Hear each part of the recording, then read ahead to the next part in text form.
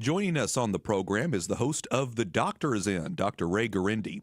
The Doctor Is In airs right here on the Guadalupe Radio Network. Dr. Ray is coming to Houston Saturday evening, July 26th, for our annual Summer Speaker Series. More on that in a moment, but in the meantime, Dr. Ray, welcome into Catholic Lunch Break. Always a good time to be with Guadalupe in any of your affiliates. I'll tell you guys, you sure do pull in the crowds. We really appreciate your support of the Guadalupe Radio Network, Dr. Ray. Much of our audience is already familiar with your program, of course. They listen to it on a daily basis. You're a clinical psychologist, father of 10 children, who often talks about issues like marriage and family. Now, Dr. Ray, most people introduce you that way, but they also don't state the obvious most of the time, which is that you're Italian-American. Your last name is Guarendi, so fair to say that your Italian-American heritage means a lot to you. Well, I'll tell you what, I do not like the way Italians get maligned because people think they all belong to the mafia or organized crime. When I was a kid, I grew up next to a guy that was reputed to be in organized crime, but he was a very, very nice man. Every morning, he paid me $10 just to start his car. Wow. So this is where you grew up in Ohio. Wait a minute, Wyatt, you didn't get that, did you? No, I did not get that. Sorry. This is why you're not Italian. There you go. Have you ever seen the movies where the car blows up? Yes. In an attempted assassination of a mafia leader or someone? Right. Mm-hmm. And I said, he paid me $10 just to start his car. I got it now. Took me a second. You just used up a minute and a half of our interview. Yeah, I tell you, I knew I was not gonna get the jokes. I knew it wasn't gonna happen. Yep. But see, this is why I'm learning. This is why I'm talking to you, Dr. Ray. I'm always learning something here. Fair to say Italian Americans love their traditions. I wanted to ask you about that, Dr. Ray, because recently Pope Leo, His Holiness Pope Leo XIV, met with a group of the National Italian American Foundation folks in the Vatican, had a great time chatting with them, and he had a lot of really good things to say about Americans who come from Italian background. I want to listen to that soundbite just for a minute here. Let's listen to that first. Tens of millions of Americans proudly claim their Italian heritage, even if their ancestors arrived in the United States of America generations ago. A hallmark of many who immigrated to the United States from Italy was their Catholic faith, with its rich traditions of popular piety and devotions that they continued to practice in their new nation. This faith sustained them in difficult moments, even as they arrived with a sense of hope for a prosperous future in their new country. Pope Leo also going on to say that his grandfather was from Sicily. So, Dr. Ray, I just want to get your reaction to that. How special is it to have not only an American Pope, but an Italian-American Pope, and one that, like I said, is willing to reference his grandfather being from Sicily? All four of my grandparents came through Ellis Island. I'm 100% Italian. Growing up, it was a law. You had to go to Mamo's house on Sundays after Mass and eat. That's the way it was until well into my 20s. I went to a parish in Canton, Ohio called St. Anthony's. St. Anthony's is where all the Italians went, and there was a young Italian woman who went there by the name of Rita Rizzo. Of course, many of you might know that's Mother Angelica. She was a senior at McKinley High School in Canton when my dad was a freshman. So I have no doubt that at some time when my dad was at St. Anthony and maybe even went to the school there, he knew Rita Rizzo. Yeah, wow.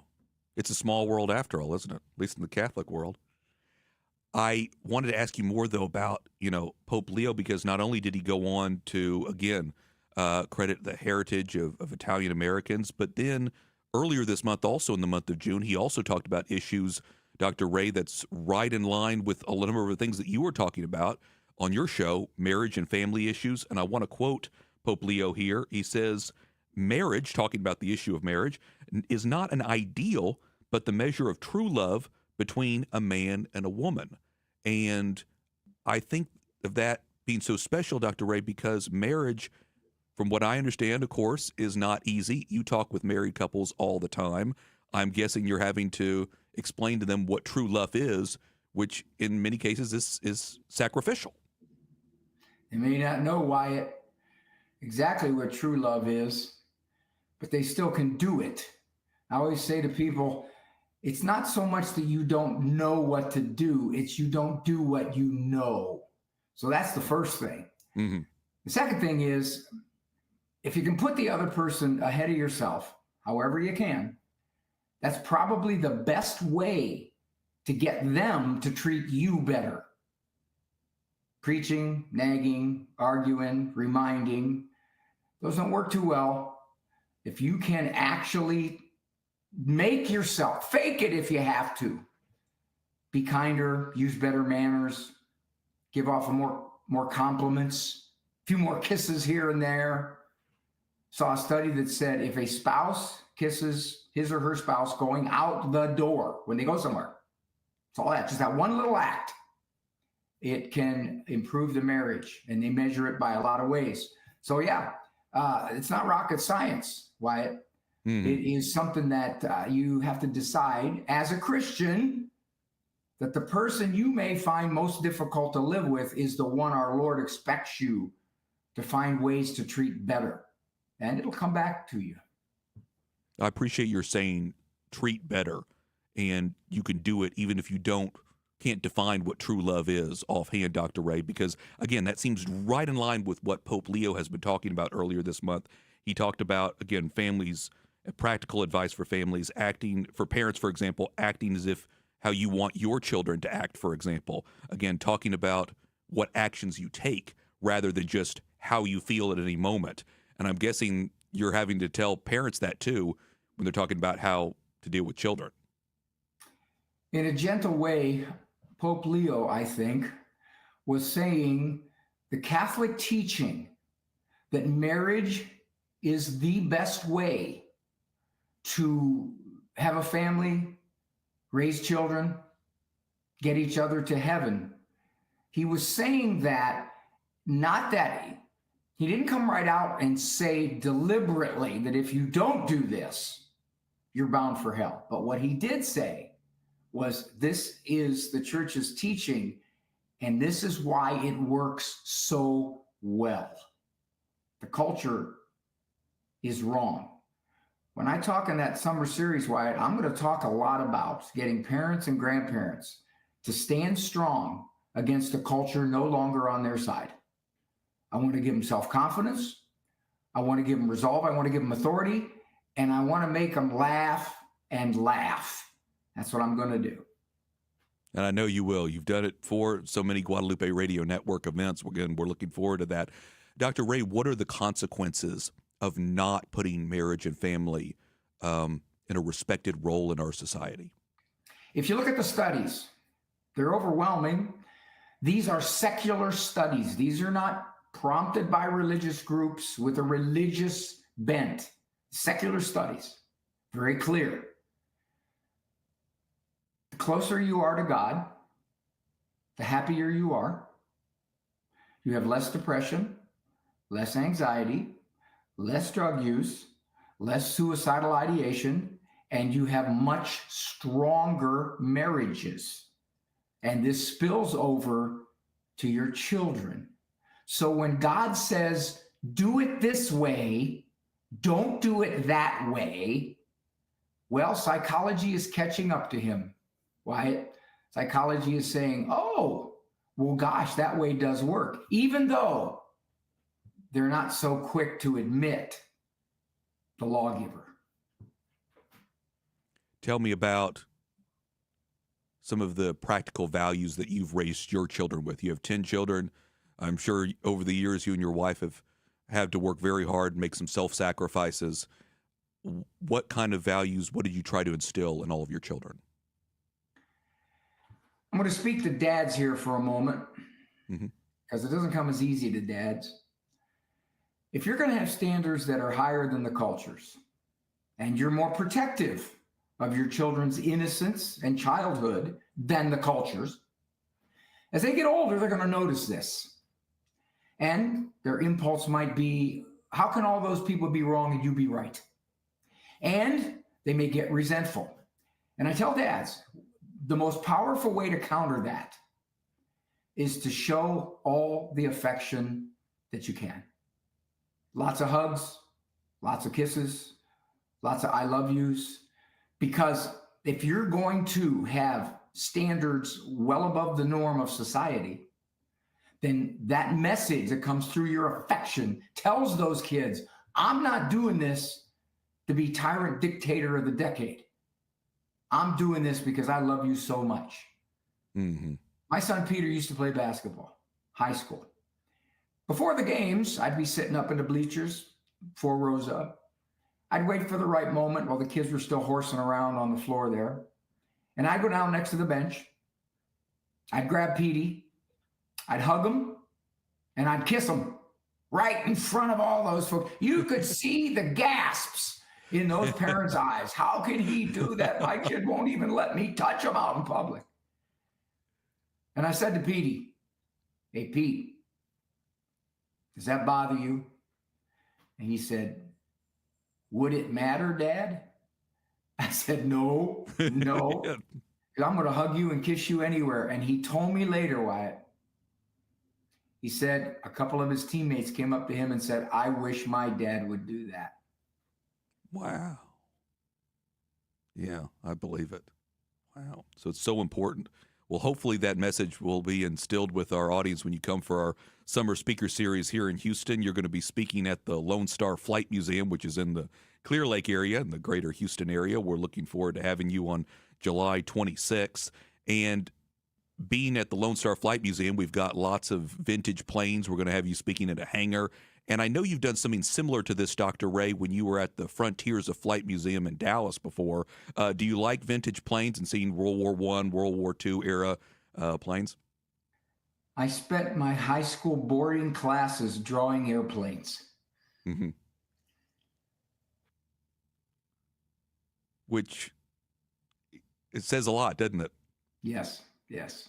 I remember the F-104 Starfighter. I remember the F-86, the first jet that came out. I remember the Tomcats, the F-15s, the F-16s. Now we got the Raptors, the F-22s. Mm-hmm. Oh, yeah. Fascinated by them. Yeah. Any of that, any hobbies like that you've shared with your children? Well, most of my kids are now lifting weights. I've always lifted weights all my life, and somehow by osmosis, I got about 6 of them lifting weights. Oh, I didn't tell them to lift weights. They just kind of floated into it. Interesting. Yeah, there must be something psychologically there, Dr. Ray. If you act a certain way, you never know what your children will pick up on, even if you may not know it. That's what it is to a lot of parents. There are older kids who leave the faith. And I always tell the parents, you lay down a base. You lay down the alternative to the culture's ways. If they see how following the culture doesn't work at all, causes sorrow, depression, tragedy, upheaval, they've got an alternative. You put that alternative there for 20 years. And they may have in their 20s, maybe even 30s, ignored it. But some of them step back on that base that you laid. Tell me about what your advice would be to parents who may feel overwhelmed. Like I said, you and your wife have 10 children, chose to adopt 10. I think it'd be difficult for parents, just 1 or 2 kids. How do you begin to kind of manage that or just give good practical advice as to how to deal with that? The kinds of loving families that watch shows like yours, listen to Guadalupe Radio, they're good people. And they have more than their share of the culturally allowed 1.86 children. And they get grief for it. The number one thing that I see that underlies their frustration is lack of authority, lack of discipline skills. If you have a little 5-year-old driving you crazy and you can't say, go to the corner, please, and that's not going to happen, it's going to fight you every step of the way, you've lost authority. If you can get that authority, your life on a day-to-day basis, especially with the little ones, is going to be so much easier. We had 10 kids under 12, Wyatt. And when my wife felt the chaos rising, she would say, okay, everybody get a book and sit down. she could enforce that because anybody who didn't got disciplined. So pretty soon that's all she had to do. And she could pull that plug any time of the day. She homeschooled, so they were always there. Mm-hmm. I came home sometimes. I UPS'd her things, during the week, sent her a letter. How you doing, hon? Okay, glad things are going good. Yeah. That's such a powerful piece of advice there, to establish that authority early. Because like you said, a lot of families nowadays in this secular culture, parents don't have that authority, or don't establish that authority, or don't establish it early enough to where they're just running around afterwards without control. How many parents have said to me, I wanted to have 5 children, I stopped at 2, I can't handle the 2 I have. And most of the time, they don't lack love. Most of the time, they got a decent marriage. Most of the time, materially, they're pretty comfortable. It is the discipline issues that are driving them crazy. And they think it's because kids are so tough, strong-willed, when in fact, there's a lot of things they could do, very simple things, and I'll talk about some of those in July, that would make their life dramatically easier and better for the kids too. Dr. Ray, over the years, you've talked to a lot of parents, a lot of married couples, giving them practical, spiritual advice. When you come and do talks like the one you're going to be doing at the Summer Speaker Series in July, how rewarding is that for you personally to be able to help people, or at least give them some good advice to help them get on the right path? People ask me, when are you going to retire? I'm old enough to retire. I don't need the money. I could certainly live okay with what kinds of retirement accounts I have, but I keep doing it because I get feedback from parents and grandparents that, you helped me, you turned me in a different direction, and my home life is so much more peaceful and pleasant, and I'm disciplining less because I have more authority. Very good. So many good pieces of advice there. We hope that people will come and listen to you speak on July 26th. We're expecting a big crowd, hopefully several hundred people. That's what we had last year, and so we're expecting a big crowd at the Lone Star Flight Museum this year again. Saturday evening, July 26th. If you want to come see Dr. Ray Guarendi speak about all these important issues, marriage and family, again, it's what's called our Summer Speaker Series. It's at grnonline.com/SSS if you want to get the tickets. Again, Summer Speaker Series. Dr. Ray, I want to give you the last word here. Anything else that you want to tease or let people know about that's coming up, either on your show or just being able to look forward to meeting people in Houston? I can promise them this. They won't be bored. They will laugh hard. And in between the laugh, a spoonful of medicine, spoonful of syrup makes the medicine go down. That's what I'm going to try to do. I'm going to try to give them things that can make them stand strong and laugh while they do it. Very good. Excellent. We're definitely looking forward to it. And hopefully I'll be able to pick up on more of your jokes, Dr. Ray. Unfortunately, I couldn't pick up on the very first one at the beginning of this interview. That's because you're not Italian. Yeah, exactly. But I promise as I listen to you more, I will start to pick up on them because I love good jokes. I love sarcasm. I say sarcasm in some cases is like my mother tongue. So I appreciate it, Dr. Ray. Appreciate all your time. Again, Dr. Ray Guarendi, you can listen to him daily on The Doctor Is In, and it airs right here on the Guadalupe Radio Network. Dr. Ray, we appreciate it, sir. Thank you, sir.